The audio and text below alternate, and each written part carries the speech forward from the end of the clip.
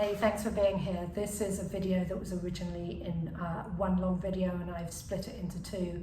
The reason I've done that is the first part is all about self-massage and the second part is all about how to stretch and how to strengthen.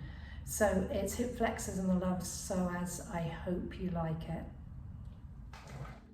Okay, so last time we looked at the three arches of the feet and how to release the tension with a golf ball.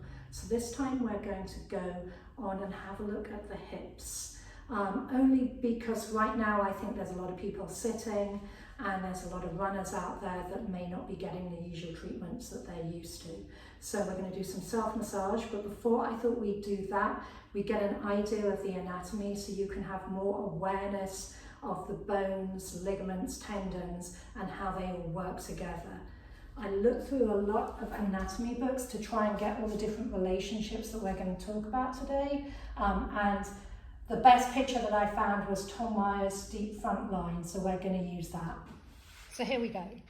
So this is the psoas. It's this super long collection of muscles that come all the way down through here and attach to the lesser trochanter of the femur. So if we go back to the origin, we're looking at the crural ligament for the diaphragm in through here, which is fascially connected to the beginning of the psoas. So when you get in your flow, when you're running and your stride are just perfectly working together, this is the relationship that starts it all off, the crural ligament psoas relationship.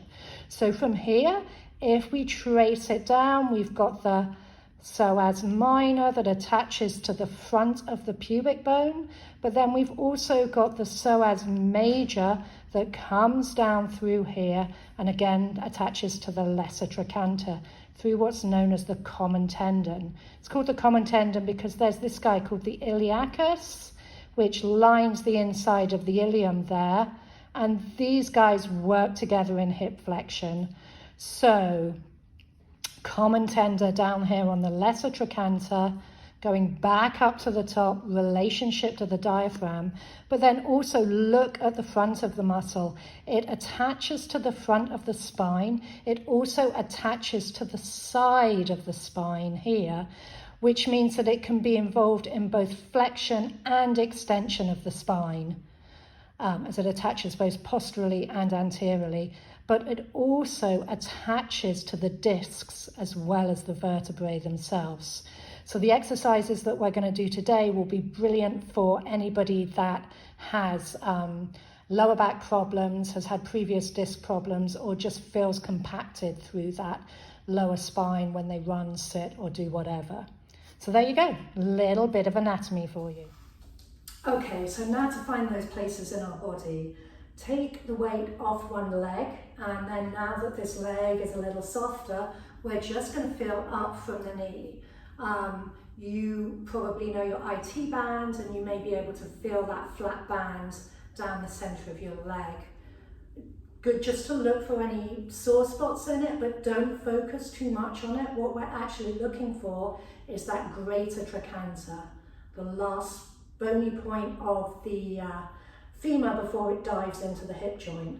So I found mine, basically if you trace up your leg, it'll be soft to a point, and then round about here you'll find something sort of maybe the size of a quarter,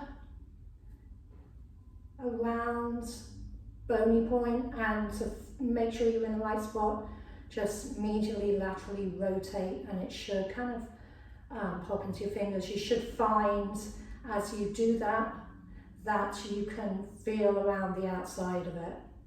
So once you have that, just get a sense of the shape of it, and then with your thumb at the front and then your fingers at the back, work the back edge of it.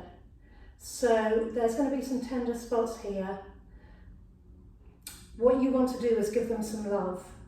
So we're not looking at being aggressive at all. We're looking at just working slowly, melting, releasing as you come up around that bone. So we work this area a lot in SI because it's known as a PowerPoint where a lot of like fascial connections meet. So we're looking here at the glutes behind.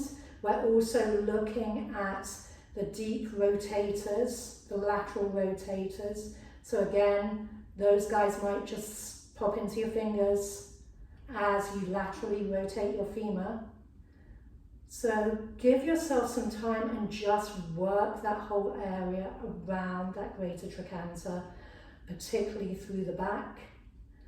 And then as you come over the top of the, now we're in the sort of realm of the small glutes. And as you come over the top, there's a muscle called the TFL.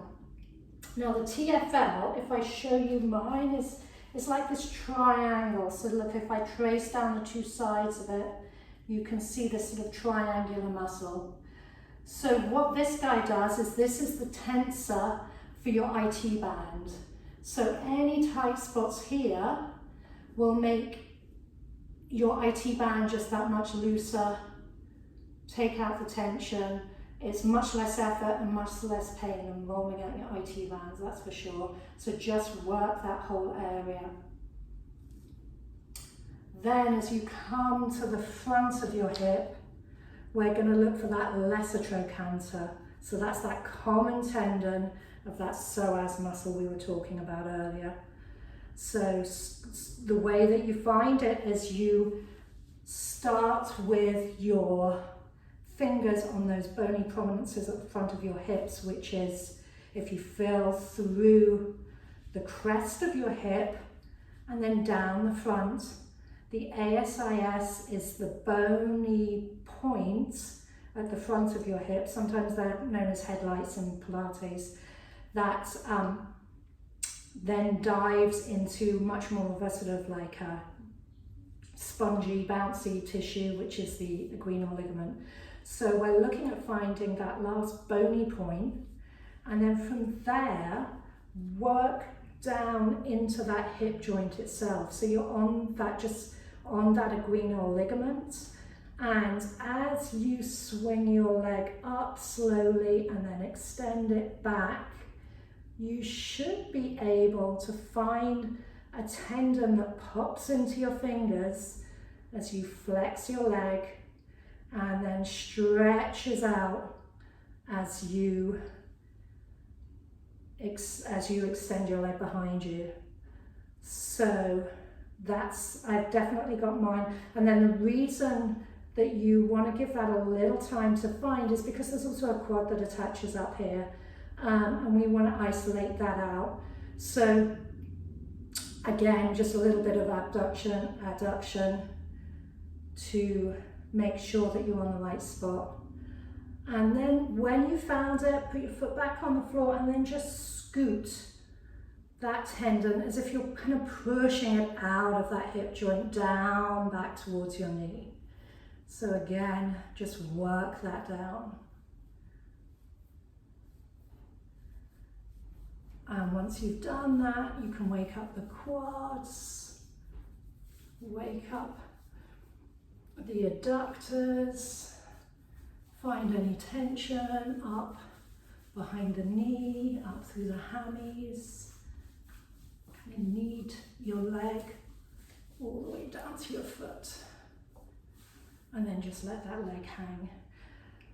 And see now if you can find a difference between the two sides. I feel more grounded on that side. My leg actually feels longer. So going back up to the top of the psoas, remember it's either side of that crural ligament of the diaphragm.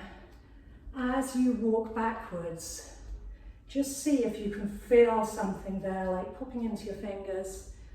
I'd have always said to find the psoas, walk backwards. And it's a good, once you've got it, you can find it walking forwards, and it's really that swing of the leg. Okay, repeat on the other side. So if you liked it, please subscribe, share it with your mates, and I'll look forward to seeing you for part 2.